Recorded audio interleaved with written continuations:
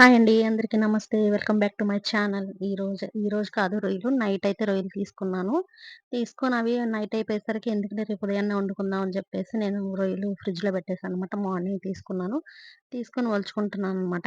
నాకిష్టమైన కర్రీస్‌లో కర్రీస్ ఏమి ఇష్టం అంటే నాకు రొయ్యలు గోంగూర అంటే చాలా ఇష్టము. ఎప్పుడు తెచ్చుకున్న రొయ్యలు నేను గోంగూరలోనేస్తాను.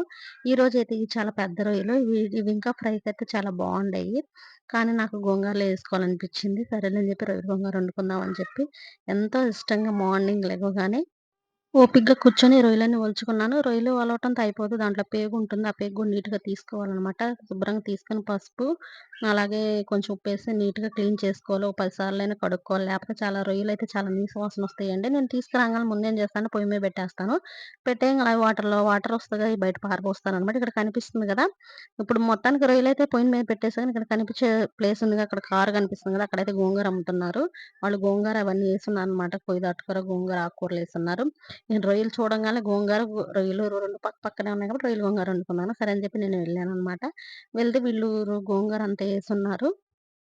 ఇంక రొయ్యలైతే పొయ్యి మీద పెట్టేసి ఇంక గోంగూర తీసుకొచ్చుకుందాం అని చెప్పి నేను గోంగూర తీసుకొచ్చుకోవడానికి వెళ్ళాను. వెళ్లి ఒక కట్ట గోంగూర తీసుకొని ఈ పక్కయితే కొంచెం తోటకూర, కొయ్య తోటకూర అవి గూడా యేశారు.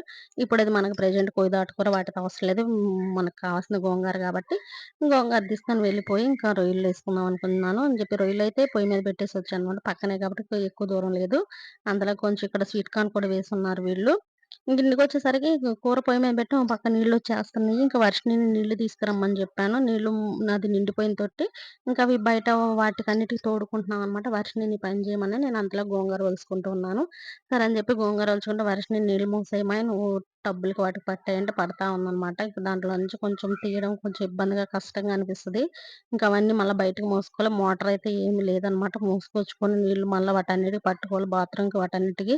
అంతకుముందయితే మాకు నీళ్ళ ప్రాబ్లమ్ ఫుల్లుగా ఉండేది.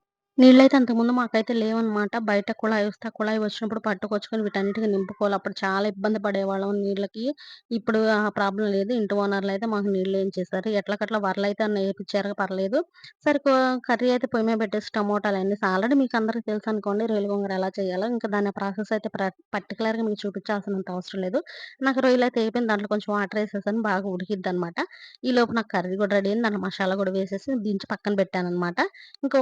ఒకవైపు ఇంక గోంగూర రెడీ చేసుకున్న శుభ్రంగా క్లీన్ చేసుకొని గోంగూర ఒకవైపు ఈలోపు టిఫిన్ గూడా ఏసేసుకున్న టైం వచ్చేసి 10 అవుతుంది. ఈలోపు ఏం జరిగిందంటే గోంగూరలో సడెన్‌గా పురుగు కనిపించింది. మీకు కనిపించిందో లేదో ఒకసారి చూపిస్తాను చూడండి. అదిగోండి పురుగు కనిపించింది. అబ్బా! అది చిన్నది గూడా గాదు పెద్దది. ఇంకా నేను దాన్ని రుబ్బుదాం ఇంక గోంగూర అయిపోయింది. కిందకి దించి రుబ్బుదాం అనుకుంటున్నాను. రుబ్బేలోపు నాకు ఈ పురుగు కనిపించింది. టైంగాడు ఎలాగో నాకు గోంగూరలో ఉండంగానే కనిపించింది. అది రొయ్యల్లో గానేసినప్పుడు కనిపించినట్టయితే కూర మొత్తం పడేయాల్సొచ్చేది.